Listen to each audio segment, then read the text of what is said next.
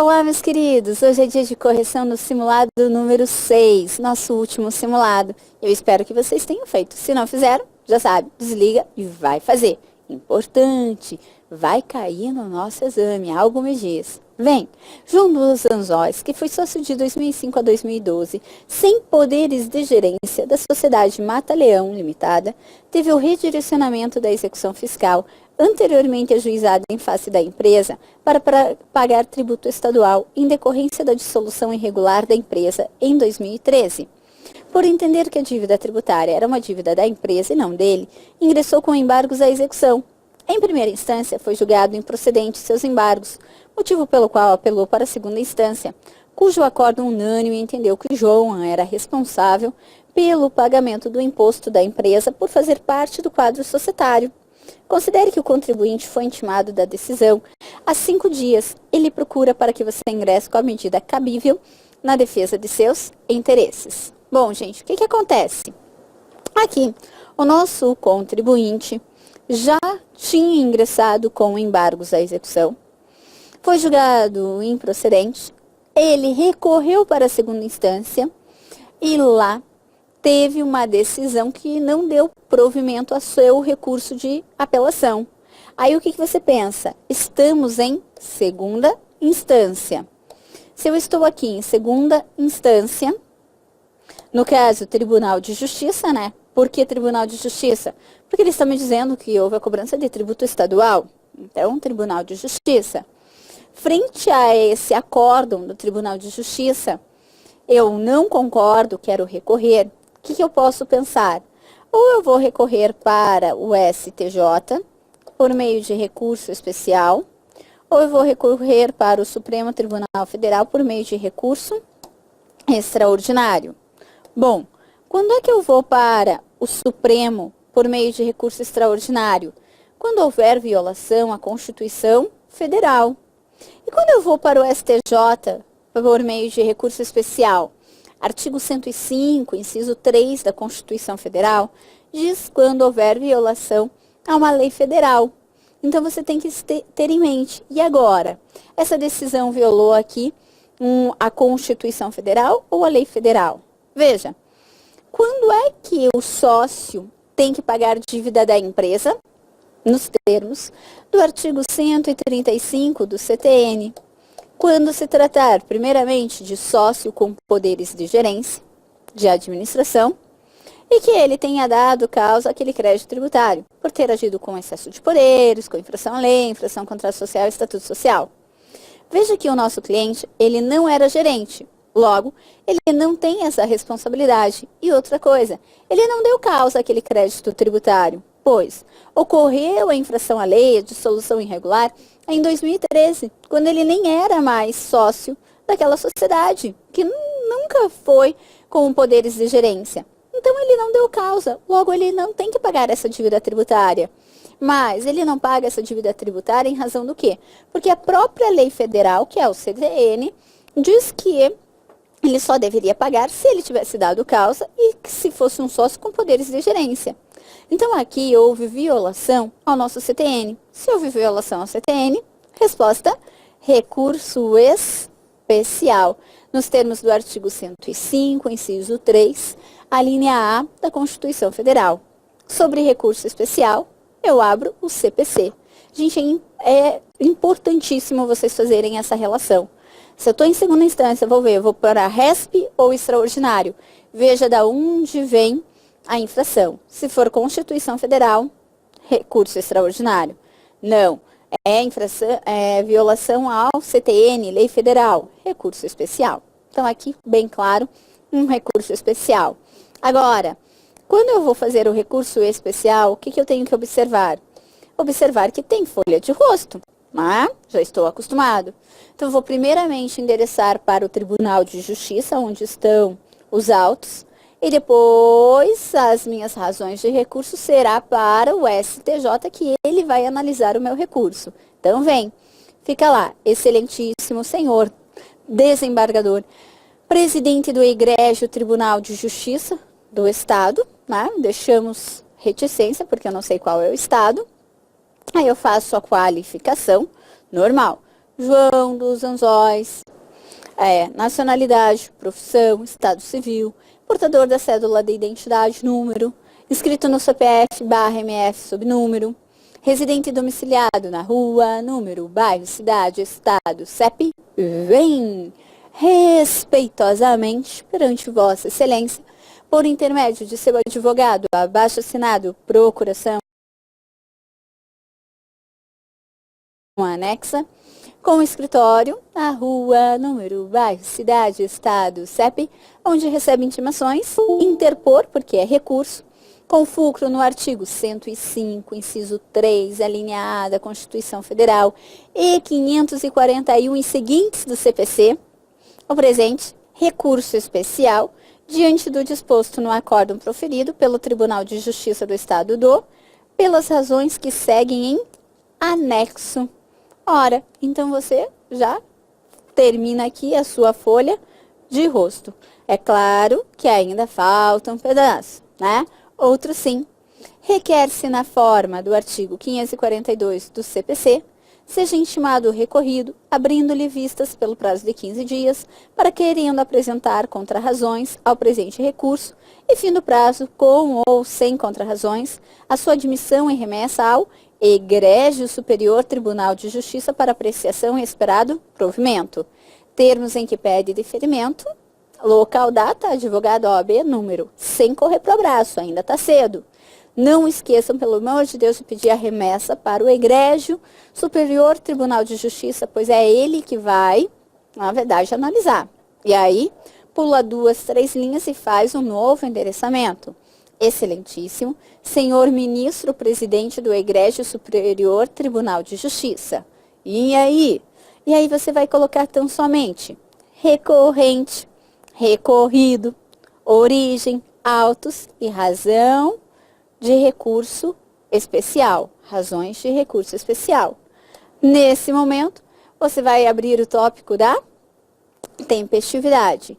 Ou ainda, se quiser, pode abrir primeiramente o tópico da síntese dos fatos. Abrimos a síntese dos fatos para seguir o nosso padrão. Vou narrar os fatos assim como os ocorreram e vou dizer, olha, não concordando com o acórdão proferido pelo Tribunal de Justiça, vem apresentar o presente recurso especial. E é bom mencionar o teor da decisão nessa síntese dos fatos. Depois, sim, vamos apresentar a tempestividade e do preparo do recurso especial. Vamos dizer lá, sugestão. Compete primeiramente esclarecer que o presente recurso é interposto tempestivamente. O artigo 508 do CPC estabelece que o prazo para interposição do recurso especial é de 15 dias. E o presente recurso é, portanto, tempestivo. Depois que você fez esse tópico, ainda pode colocar um tópico lá de pré-questionamento, para dizer, como a gente fez no recurso extraordinário, que já houve o pré-questionamento da matéria em todas as instâncias anteriores e por isso é possível apresentar o recurso especial. Somente assim? Somente assim. E depois, do direito. Do direito que você já está cansado de fazer. Subsunção do fato à norma. Primeiro, norma, depois caso concreto, conclusão. Você vai dizer lá, nos termos do artigo 135 do CTN, a responsabilidade pelo pagamento das dívidas tributárias é apenas do sócio que exerce poderes de gerência, nos termos do inciso 3, e ainda que ele tenha dado causa ao crédito tributário por ter incorrido com infração à lei ou a contrato social, estatuto social ou excesso de poderes. No presente caso, o recorrente não exercia sociedade com poderes de gerência. E, além do mais, ele deixou a sociedade em 2012, sendo que apenas em 2013 é que ocorreu a dissolução irregular da sociedade.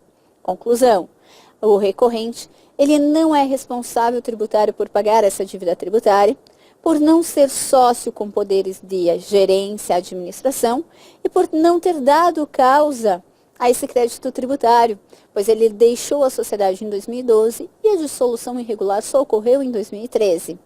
E depois, somente os pedidos. E olha que molezinha esses pedidos.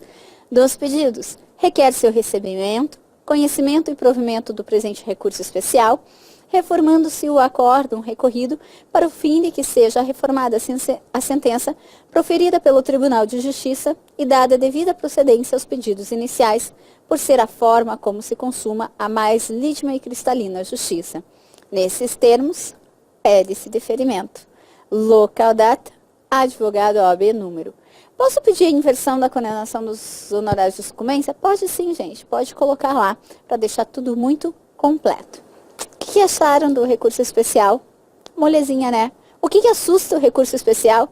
É você saber se foi violação a uma lei federal ou a Constituição Federal.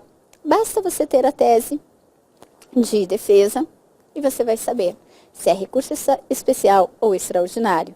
Dúvida? Não deixe de perguntar, ok? Bora lá para as questões. Questão 1.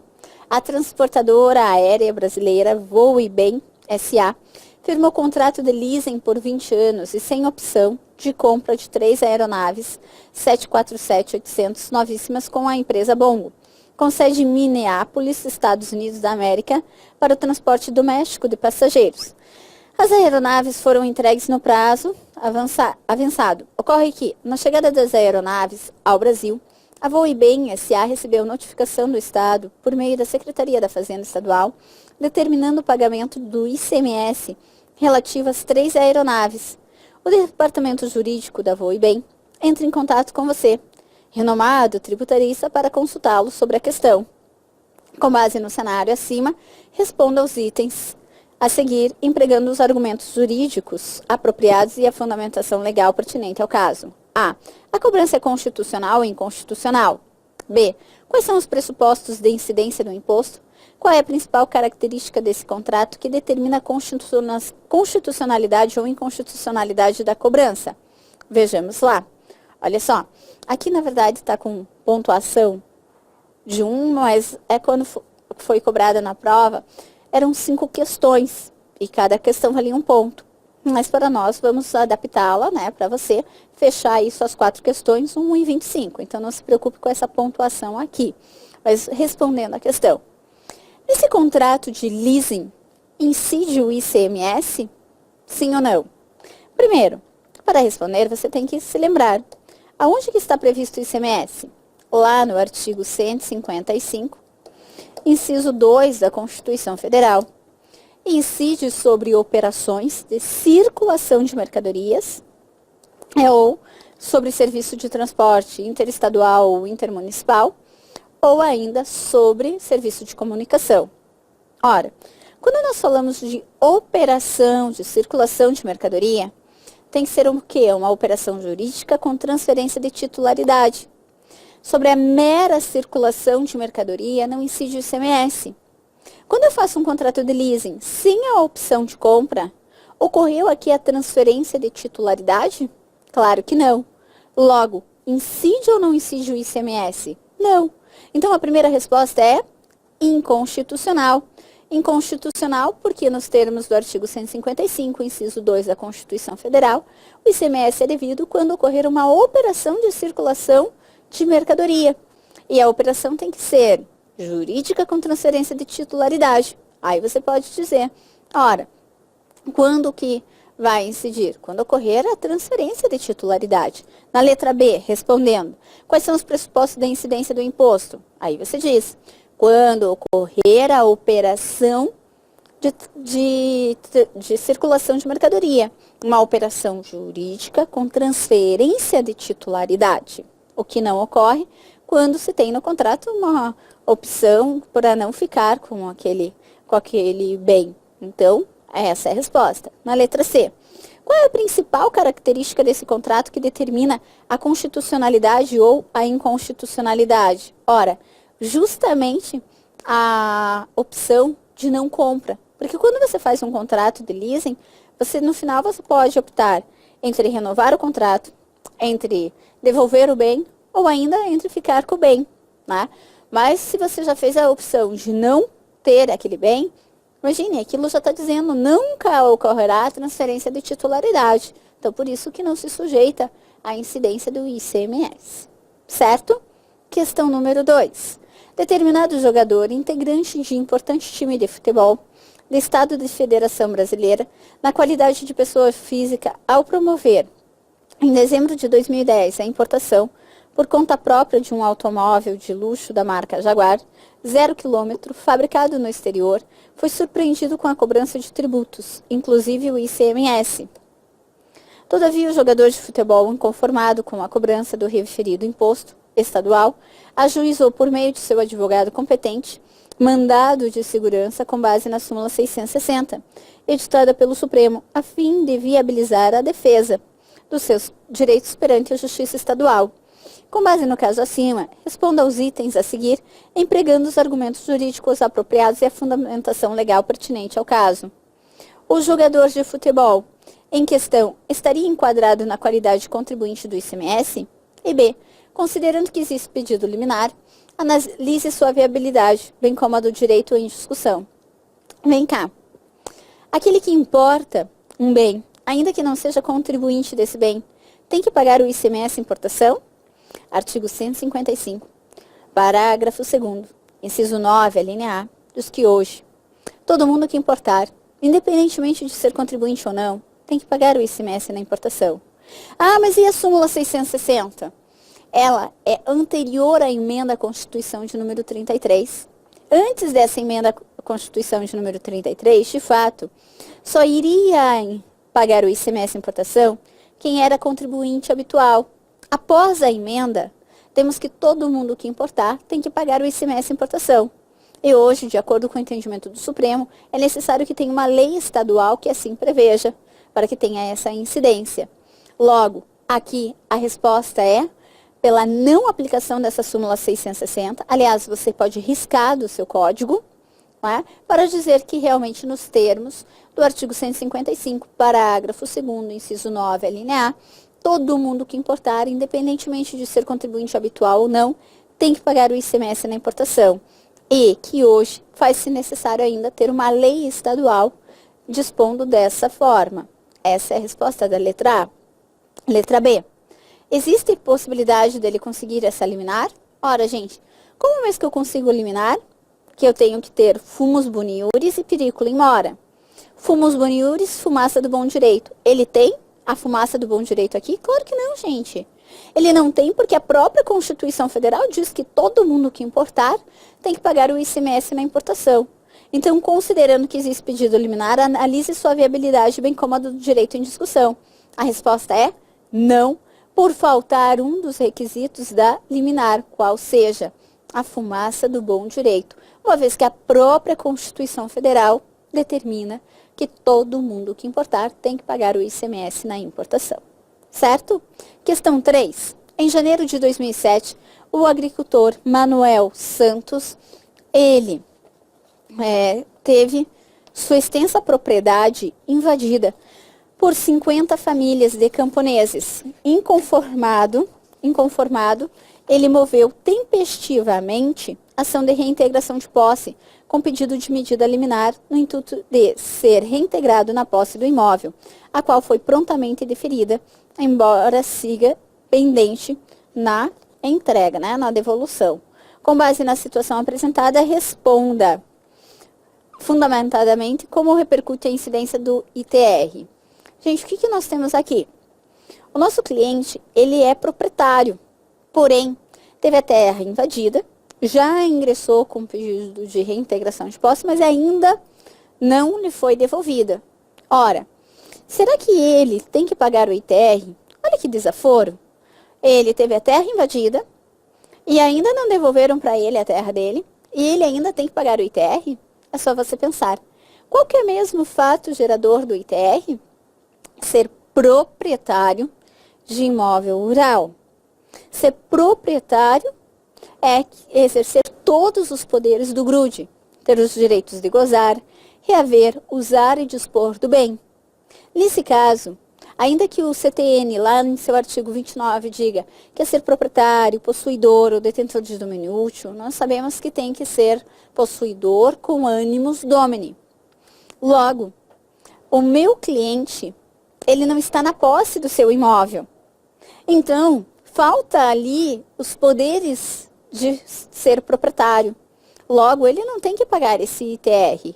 Então, a resposta é: Manuel não deve pagar o ITR, pois com base no artigo 29 do CTN e ainda com base no artigo 153 da Constituição Federal, para pagar o ITR tem que ser proprietário do imóvel rural e exercer os poderes, né, de propriedade, ter os direitos de gozar, reaver, usar e dispor do bem. No caso, falta ali um dos poderes, inclusive ele não está nem na posse desse imóvel, então não deve recolher ele o ITR, certo? E para fecharmos esse simulado, última questão. Determinada lei estadual, publicada em 10 de janeiro de 2010, estabeleceu a redução das alíquotas e das multas aplicáveis, respectivamente, aos fatos jurídicos tributáveis e ilícitos fiscais previstos na legislação do ICMS daquele Estado. Considerando que certo contribuinte tenha sido autuado pela fiscalização local em 15 de dezembro de 2009, em razão da falta de pagamento do ICMS relativo aos meses de fevereiro a novembro de 2009, poderia ser aplicada a nova lei aos fatos geradores de infrações fiscais ocorridos em 2009, uma vez que esse contribuinte ofereceu impugnação em tempo hábil, estando ainda pendente de julgamento na esfera administrativa. Responda com base na legislação aplicável à espécie. Ora, o que nós temos aqui? Via de regra, a lei tributária ela é irretroativa. Mas lá nos termos do artigo 106, inciso 2 do CTN, temos que, em se tratando de um ato não definitivamente julgado, poderá retroagir a lei que excluir infrações ou reduzir penalidade. Aqui, poderá retroagir uma parte dessa lei, qual seja, a que reduziu a multa. Agora, a que reduziu o tributo, ela não pode retroagir, porque lá nos termos do artigo 144 caput do CTN, eu sempre devo aplicar a lei vigente na época da ocorrência do fato gerador. Então, essa é a resposta. Pode retroagir apenas a parte que reduziu a multa, por se tratar de um ato não definitivamente julgado, e nos termos do artigo 106, inciso 2 do CTN. Né? Agora, a alíquota, ainda que seja mais benéfica ao contribuinte, ela não pode retroagir, pois o artigo 144 determina que eu devo sempre me valer da lei vigente na época da ocorrência do fato gerador. E a regra é pela irretroatividade, certo? Queridos, fechamos o nosso último simulado.